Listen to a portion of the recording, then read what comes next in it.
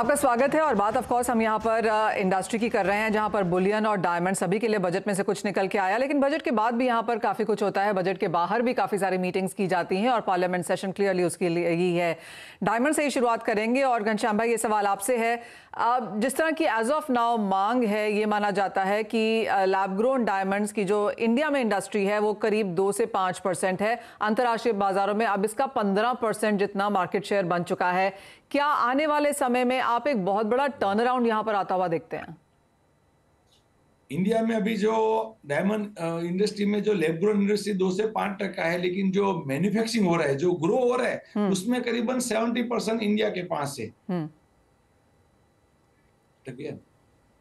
Okay, मेरा आवाज आया? हाँ जी, हाँ जी। तो जो ग्रो हो रहा है उसमें 70-80% इंडिया के पास है।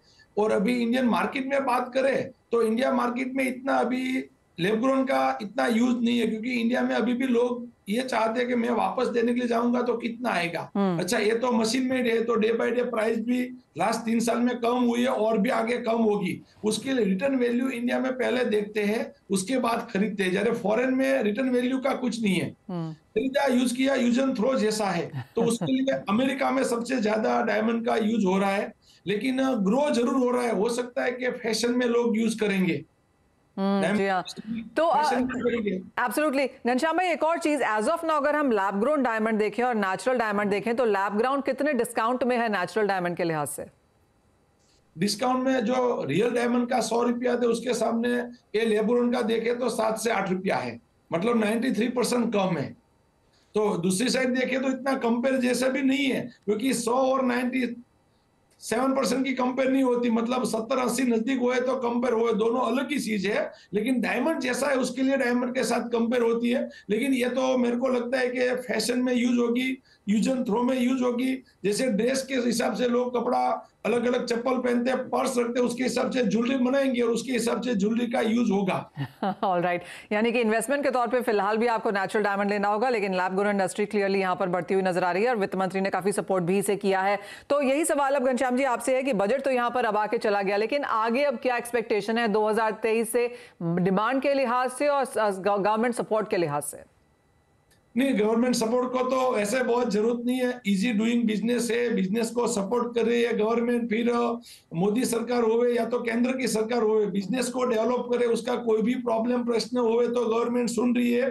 और इंडिया ग्रो हो रहा है, उसमें वो सबसे बड़ा वही राज है कि सभी लोगों को धंधा भी करने के पूरे वर्ल्ड की नजर इंडिया में है। और ये G20 जो मोदी जी होस्ट कर रहे, तो इंडिया के लिए प्राउड की बात है कि पूरे वर्ल्ड की नजर है। अभी कोई भी सिटी में जाओ तो G20 का माहौल बना हुआ है। तो बिजनेस करने वाले को सही बिजनेस करे, ट्रस्ट के साथ बिजनेस करे, तो बहुत सारा एक्सपांड करने का प्लान है। जितनी उसकी कैपेसिटी है उससे ज्यादा एक्सपांड करे। बाकी कंट्री में कोविड में गवर्नमेंट ने पैसा दिया था, उससे थोड़ा बबल हुआ था, लेकिन इंडिया में तो वो था ही नहीं। और बहुत अच्छी तरह से गवर्नमेंट ने कोविड पे भी कंट्रोल किया था। तो इंडिया में बहुत सारा पोटेंशियल है, दिल खोल के सभी को धंधा करना चाहिए। ऑल राइट, यानी कि अच्छी खासी डिमांड है बाजार में और हमने एक पेंटअप डिमांड भी बाजार में निकलते हुए देखी है, तो इसका एक सपोर्ट यहाँ पर मार्केट्स में जरूर है। सही, हम आप कैसे देखते हैं, आपके लिए 2023 का आगे का क्या रोड मैप है? 750 टन के आसपास जो पिछले साल इंपोर्ट हुआ गोल्ड, आने वाले अगले साल के अंदर भी मुझे लगता है उतना ही गोल्ड अंदर आएगा। 15-20 दिन के अंदर थोड़ा मंदी थी, दिसंबर 15 से लेके आप समझ लीजिए 15 जनवरी तक थोड़ी सी मंदी थी ज्वेलरी की मार्केट के अंदर, कस्टमर्स बाय कम कर रहे थे। लेकिन अभी कस्टमर्स ये रेट एक्सेप्ट कर चुके हैं। $1925, $1900 के ऊपर या 57,000 58,000 के ऊपर का जो अभी गोल्ड रेट है, ये रेट अभी एक्सेप्टेबल हो गया है मार्केट के अंदर। तो वापस बायर्स आ गए हैं। जैसे 40 लाख शादियां थी, अभी 10-15 लाख शादियां और पेंडिंग है फरवरी एंड तक। तो मुझे लगता है कि काफी अच्छी डिमांड है अभी। और जो लाइट वेट ज्वेलरी आ रही है या ब्राइडल की हैवी वेट ज्वेलरी आ रही है, जो बायर्स अभी बीच में 10-15 दिन रुक गए थे, वो भी अभी आगे आके बाइंग करने लग गए हैं। और मुझे लगता है कि जो डिमांड है ये साल वो भी बराबर रहेगी, सही रहेगी। अभी भी काफी नए शोरूम्स खुल रहे हैं सारे सिंगल स्टोर्स के, मल्टी कॉर्पोरेट्स के।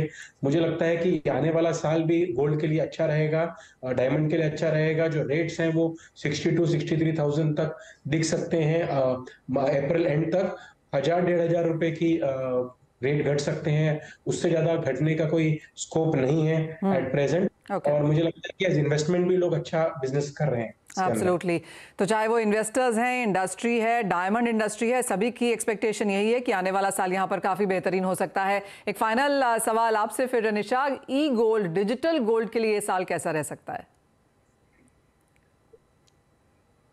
हमने देखा है कि जो ओवरऑल जिस तरह से फिजिकल डिमांड कम हुई है मार्केट्स में, कहा जा रहा है 2 महीने से प्राइसेस काफी बढ़ चुके हैं, बट हमने डिजिटल गोल्ड में इनफैक्ट देखा है कि अच्छी डिमांड रही है।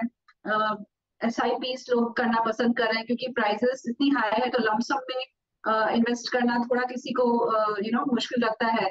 तो हमने देखा कि डिजिटल गोल्ड में SIPs काफी स्ट्रांग है और यही मानते हैं कि आगे चल के इस साल 2023 में हम और 2x 3x का ग्रोथ देख सकते हैं। मिलेनियल्स जो है और कई एज ग्रुप्स के लोग हैं अभी जो डिजिटल गोल्ड में इन्वेस्ट करना पसंद कर रहे हैं, और जिस तरह की स्कीम्स आती है उसमें भी काफी फायदा रहता है। तो as gold price are expected to touch 63,000 in 2023, मैं भी यही एडवाइस करूंगी, गोल्ड SIP कीजिए, हर लेवल पे एवरेज करते रहिए।